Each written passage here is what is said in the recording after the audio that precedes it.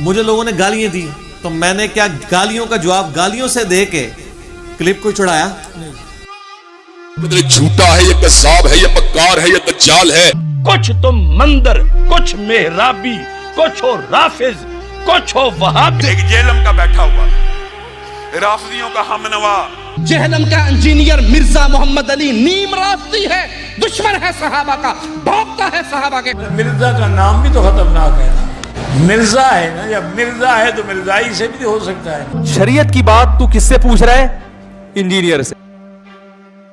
مجھے کوئی یہ ثابت کرے کہ میں نے کبھی کسی کی منت ماری ہوئی کہ یار گالیاں تھوڑی ہلکی نکالا کرو. ہم تو کہتے ہیں اور نکالو، ہمارے نام مال میں نیکیاں آ رہی ہیں.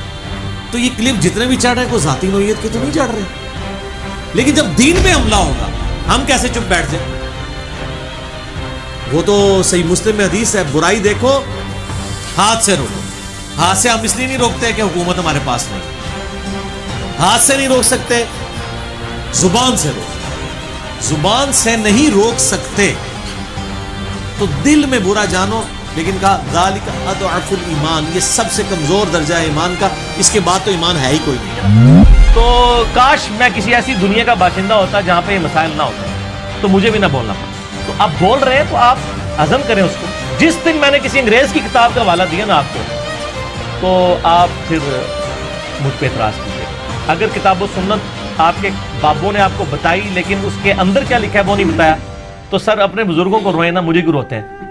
میرا تو کوئی قصور نہیں ہے. کہتا ہے جی وہ بزرگوں کی ڈھونڈ ڈھونڈ کے غلطیاں نکالتے ہیں. اور ایک بندے نے مجھے لکھا، وہ میرا کلپ بھی یوٹیوب پہ چڑھا ہوا ہے، انجینئر محمد علی مرزا گندی مکھی.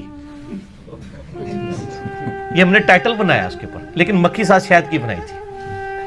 اچھا تو وہ کہتا ہے جی دیکھیں جی جیسے گندی مکھی گند پہ بیٹھتی ہے نا، یہ ہر جگہ گند پہ بیٹھتا ہے. تو میں نے اس میں ایک جملہ بولا تھا کہ اگر میں گندی مکھی ہوں اور گند پہ بیٹھتا ہوں تو یہ گند پھیلایا کس نے؟ یہ بھی تھوڑی جرت کر کے بتائیں نا. میں گند کو کہتے ہیں ہمارے بزرگوں کی غلطیاں پکڑتا ہے، گند پہ بیٹھتا ہے.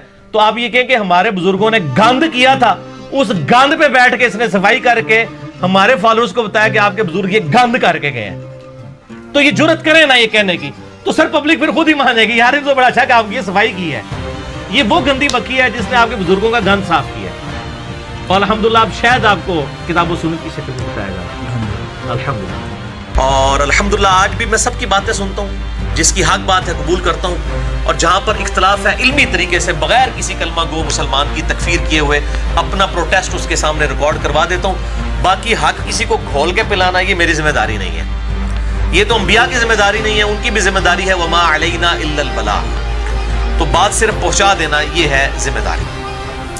اور پھر بعض لوگوں کو یہ بھی وسوسہ آتا ہے کہ نہیں یار آپ کی وجہ سے فتنہ کھڑا ہوا ہے، پہلے تو لوگوں کو یہ باتیں پتہ ہی نہیں تھی، آپ نے لوگوں کو خود بتائی ہیں اور لوگوں کو مارا.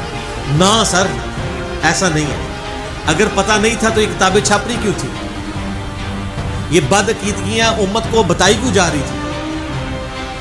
کیا میرے دنیا میں آنے سے پہلے ہی یزید کو رضی اللہ عنہ نہیں لوگ کہہ رہے تھے؟ تو میں تو جواب دے رہا ہوں.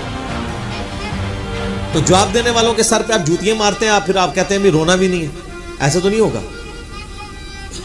اور ہم آپ کو اس کے جواب میں جوتیاں بھی نہیں مار رہے، ہم علمی دلائل کا جواب علمی طریقے سے دے رہے ہیں.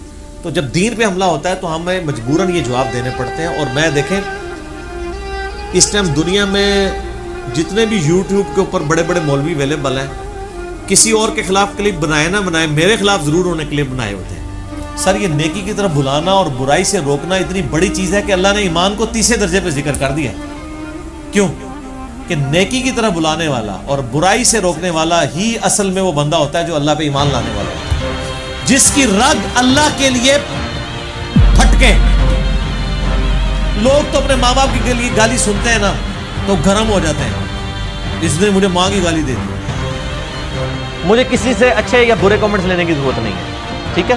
آپ مجھے ڈیفینڈ کرنے کی بجائے نا اللہ کے نبی کو ڈیفینڈ کریں، کتاب و سنت کو ڈیفینڈ کریں. اور آپ نے مجھے ڈیفینڈ کرنا ہے تو صرف ایک جملہ لکھ دیا کریں، نہ میں وابی نہ میں بابی، میں ہوں مسلم علم و کتابی. بابوں کی محبت میں گرفتار تھا کب سے، احادیث پڑھی میں نے جو قرآن پہ کیا غور، یہ راز کھلا مجھ پہ بہت جستجو کے بعد، بابوں کا خدا اور کتابوں کا خدا اور.